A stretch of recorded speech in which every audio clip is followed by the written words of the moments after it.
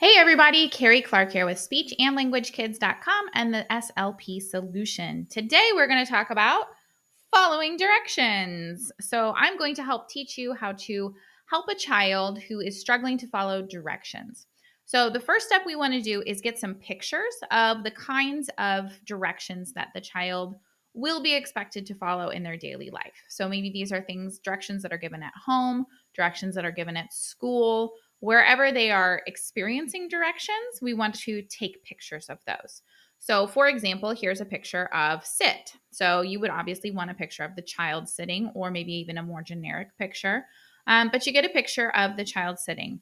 Here's one that I have from my verb cards that says carry, but this could be used for bring. So, if you wanted to have the child bring you something.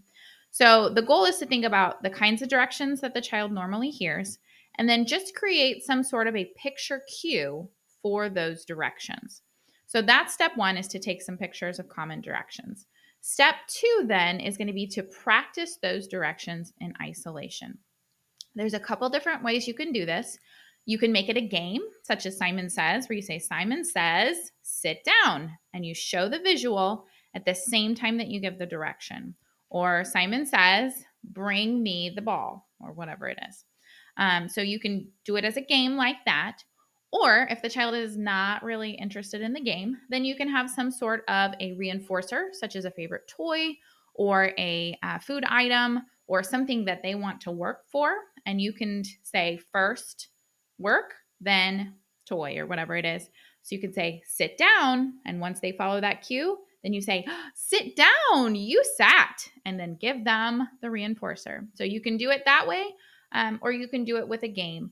But the goal is to do it without any other distractions going on in a calm setting where they're focused on you. So you would do that until they can follow all of those directions that you've picked out. Maybe pick, 4 or 5 to start with. You don't have to have a ton of these going at the same time. And then once they can do that, step 3 is going to be to work on those directions in the daily routine. So while they're at home, while they're in the classroom, wherever you expect them to be able to follow those directions. But we're still going to use the cue, the visual cue. So we're going to say, okay, it's time to sit down. Johnny, sit down. And then help him follow through and then say, good job. You sat down. You were listening. And then you move on. Okay. So these are going to happen throughout the day in the normal setting, but we're going to use the picture cue because sometimes that picture is what really makes the difference between them being able to hear the direction and register what it means and follow and not. So that's step 3. Step 4 then is going to be to fade the picture cue. So how we can do this is we want to make sure they're doing the direction with the cue first. And then we're going to say, Johnny, sit down. And we're going to wait. We're going to do lots of wait time. This is my wait sign. So we're going to wait, maybe count to 5 to 10 in your head.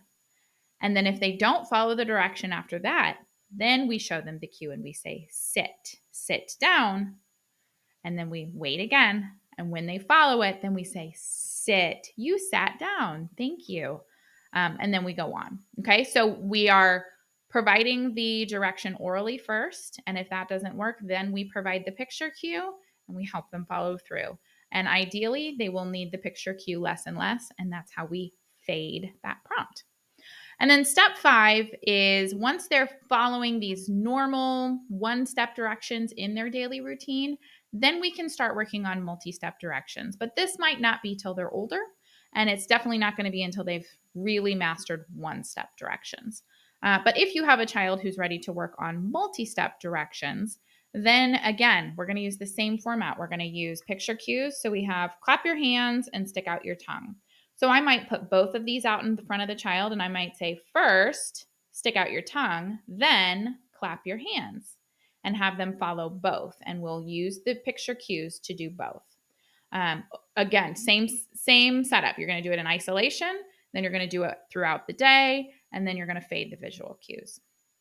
So that's kind of the basic overview. We have a lot more resources on following directions over on our website.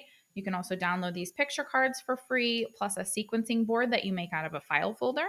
So you can head over to speechandlanguagekids.com. There should be a link below the video if you're here on YouTube or Facebook or Pinterest. And that'll take you over to download those free printables and also give you all the rest of the information on how to teach following directions. All right, comment below if you have questions, and don't forget to follow us. We have more videos coming in our 30 days of therapy activity videos. Thanks so much.